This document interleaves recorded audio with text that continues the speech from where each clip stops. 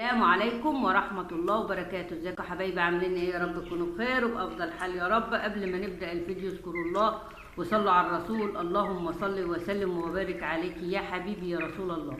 يوم جديد من عند فراخنا يا جماعة، اللهم بارك يا رب. النهاردة اليوم ال13. طبعا الجو ولع نار والحر مبهدل الفراخ خالص، يعني والله الدورة ديت صعبة يعني ربنا يستر ونعدي بها على خير، لأن الحر مدمر الفراخ خالص. مع اني فاتحه التهويه وفاتحه الشبابيك على قد ما بقدر، بس مفيش فايده. الفراخ بتيجي بتنهج وبتشحر ومتبهدله معانا جدا. طبعا امبارح كان اليوم ال12، عملت لكم وصفه الكوكسيديا والكولوستريديا، فهنبتدي النهارده برضو اهوت السقايه بتاعتنا اهي. الوصفه اهي يا جماعه اهي، دي بتاعت امبارح. ارجع لي الفيديو امبارح انا عاملاها لك عملي بالتفصيل. هحط السقوه بس بتاعتهم اهي، دي جميله جدا. هنفضل ماشيين عليها لما اليوم ال15. طبعا بس هنزل لهم بس يشربهم. ما شاء الله ما شاء الله، مشروب جميل جدا جدا جدا. ارجعي الفيديو امبارح وشوفيه، يعني هتستفادي والله منه. طبعا احنا بنربي بالاعشاب وبالخلطات الطبيعيه وبدون ادويه خالص. الحر مبهدل الفراخ ما بتسحبش في العلف، الفراخ ما بتاكلش، الفراخ ضعيفه. انا هجيب لك خلطه بقى النهارده هتفجر الاوزان وتعتبر يعني علاج للبرد قوي جدا. انت هي ده على فكره الفراخ من الحر اللي بتعمل كده. ممكن ما يكونش برد عندها خالص، بس الفراخ من الحر النفس بتاعها مطرود، وتحس انها بتنهج وبتتشم، ويعني عماله تعمل جميع الاصوات. الحر مخليها تعمل كل حاجه.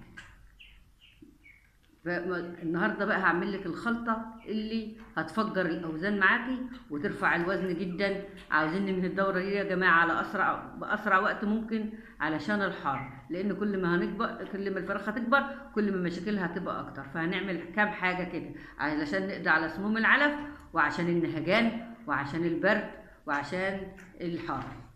وفي نفس الوقت زي ما قلت لكم هترفع الوزن جدا جدا. شايفين المكان؟ انا رشاه جير اهو، مطهراه على قد ما بقدر. كل يومين 3 برش رشه جير، وممكن كل يومين 3 ابتدي ارش رشه ملح، علشان الامونيا اللي موجوده في السبله بتاعتهم ما تطلعش عليهم تخنقهم اكتر ما هم مخنوقين. الريحه بتاعت السبله تطلع، ريحه الامونيا هتطلع تاثر على التنفس بتاعهم اكتر. مع الحر بقى يقوموا ميتين. فكل 3 4 ايام كده ارش رشه ملح، وكل برضو 3 ايام ولا حاجه ارش رشه جير. ما شاء الله ما شاء الله. بمشي كده من اول الدوره لاخر الدوره. الفراخ ما بيحصلهاش اي مشاكل عندي، لان ما بنضفش تحت الارضيات ديت الا في نهايه الدوره.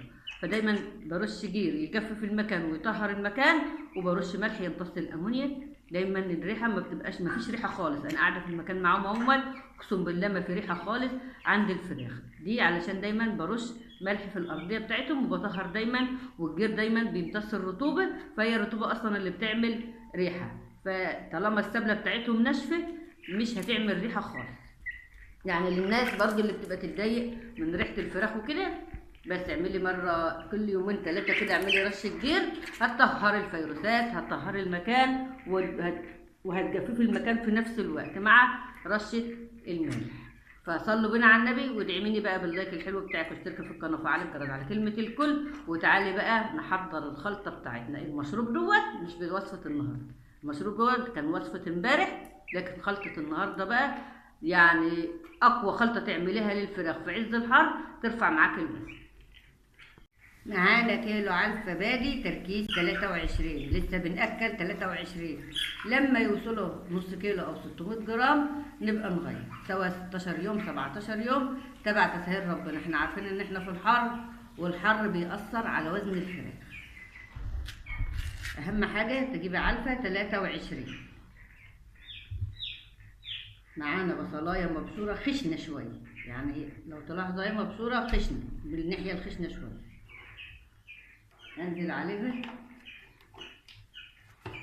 ضروري جدا معلقه الخل يوميا، سواء على العلف او على الميه. طبعا انا عامله مشروب فمش هينفع احط على الميه، فهحطها لهم على العلف. معانا طبعا المكون اللي ماشيين به من تاني يوم او من تالت يوم، نص معلقه من الكركم. يعني مش عايزه اكتر المكونات قوي علشان خاطر احنا عاملين مشروب. دي معلقه من الحلبه المطحونه مجروشه، يعني نص جرشه كده، مش ناعمه قوي. معانا كمان بقى هنحط حوالي معلقتين عسل اسمر، ده المكون الجميل جدا الورد في زيادة الوزن.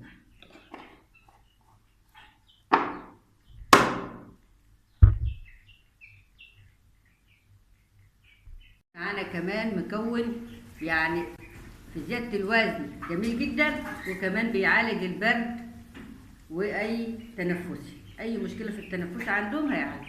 بس انا حاطه شوف يعني اقل من نص معلقه علشان الدنيا حر. لو احنا في الشتاء حط كمان نص معلقه او ربع معلقه من الجنزبيل، جميله جدا في الشتاء. لكن في الصيف ما انصحش به، لا هي ولا القرفه. القرنفل يعني خدت ربع معلقه علشان خاطر اي تعب تنفسي او خنفره عندهم او اي برد. هنخلط لهم بقى العلفه دي كلها مع بعض كده، خلطه جميله جدا جدا جدا، كفتح شهيه، كرفع وزن، كعلاج البرد. طبعا احنا عاملين المشروب، احنا لسه مستمرين من المشروب بتاعنا، مش هنبطله الوقت خالص، اقل حاجه لليوم ال15. هنخلط الخلطه بتاعتنا. شايفين انا شايف البصل خشن خالص، انا عايزه الفرخ ياكل حته البصل لوحدها كده، تفتح شهيته. والخلطه دي بتفجر الاوزان بقى في عز الصيف. يعني احنا عارفين ان الصيف بيأثر على الوزن والحر بيأثر على الوزن. احنا عملنا مضاد سموم، عملنا زياده للوزن. الحلبه مع العسل يا جماعه من اقوى الحاجات اللي ممكن تتخيليها تسمن الفراخ وتزود الوزن، الحلبه والعسل. لو عندك كمان معلقه زبادي حطي، مش مشكله، او معلقه لبن رايب. انا ما عنديش بصراحه فكسلت اشتري. انا بتكلم معاكم بصراحه، انتوا اخواتي واولادي، فانا بتكلم معاكم يعني بالفطره، عشان ما حدش بس يطلع يقول ايه ده بتقول كانوا وبتقول كانوا وماني. انا خلطها لهم كده بالشكل اللي شايفينه ده، خلطه رهيبه. بس طبعا اهم حاجه السقوه يا جماعه، باكد عليكم تاني، السقوه لازم تتحط من يوم ال12 لغايه اليوم ال15 عشان الاسهالات. يعني مع الحر دوت والفرخ يجيله اسهال، يعني مش هيكبر معاكي خالص.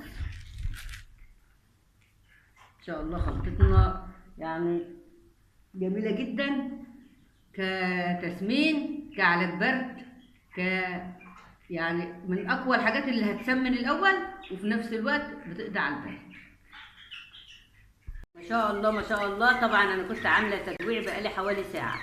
التجويع يا جماعه مهم جدا، بس بلاش يعني، انا سمعت 5-6 ساعات دي غلط، هما من ساعه ل2 ل3 بالكتير لما الفراخ توصل لاوزان كبيره، ويكون في وقت الحر، يعني في وقت الذروه بتاعه الحر.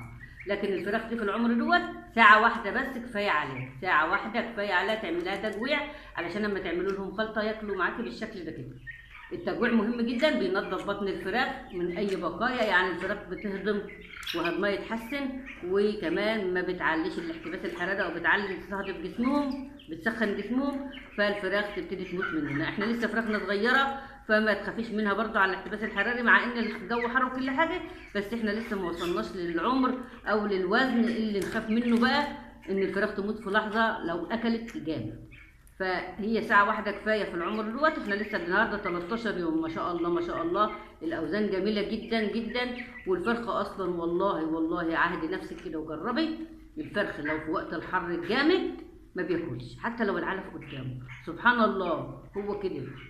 يعني في ناس كتير ما بتشيلش العلف من قدام الفراخ خالص وبتسيبها قدامهم طول اليوم. اطلعي بقى في الحر الجامد وبصي لهم، هتلاقوهم سايبين العلف ونايمين بعيد عنه خالص وما بياكلوش. اول ما الدنيا تطري واول ما يحسوا بالطراوه هيقوموا ياكلوا على طول.